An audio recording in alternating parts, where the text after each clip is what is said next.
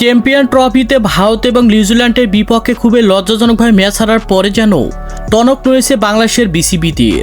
আর তাই তারা সিদ্ধান্ত নিয়েছে যে জিম্বাবুয়ের বিপক্ষে মাঠে নামার আগেই নাজমুল হাসান শান্তর মতো অধিনায়কের পরিবর্তে বাংলাদেশের নতুন অধিনায়ক বানা হোক বাংলাদেশের হার্ড হিটার ব্যাটসম্যান তামিম ইকবালকে।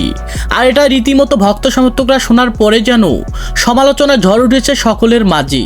হ্যাঁ দর্শক, বিস্তারিত জানুন পুরো ভিডিও জুড়ে।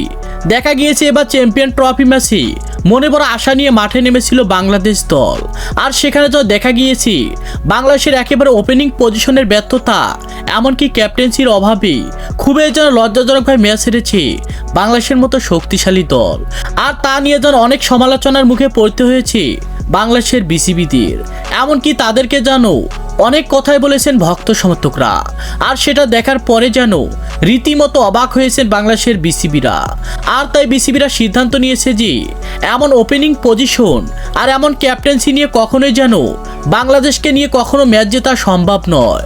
আর তাই তারা অতি তাড়াতাড়ি সিদ্ধান্ত নিয়েছে যে জিম্বাবুয়ের বিপক্ষে মাঠে নামার আগেই নাজমুল হাসান শান্তর পরিবর্তে বাংলাদেশের অধিনায়ক এমনকি ওপেনিং পজিশনে হার্ড হিটার ব্যাটসম্যান তামিম ইকবালকে দলে নামাতে যাচ্ছে বাংলাদেশের বিসিবিরা। তো দর্শক, আপনারাও কি চান নাজমুল হাসান শান্তর পরিবর্তে বাংলাদেশের অধিনায়ক এমনকি ওপেনিং পজিশনে তামিম ইকবালকে? সে বিষয়ে আপনাদের গুরুত্বপূর্ণ মতামত জানাবেন আমাদের ভিডিওর কমেন্ট বক্সে। ধন্যবাদ।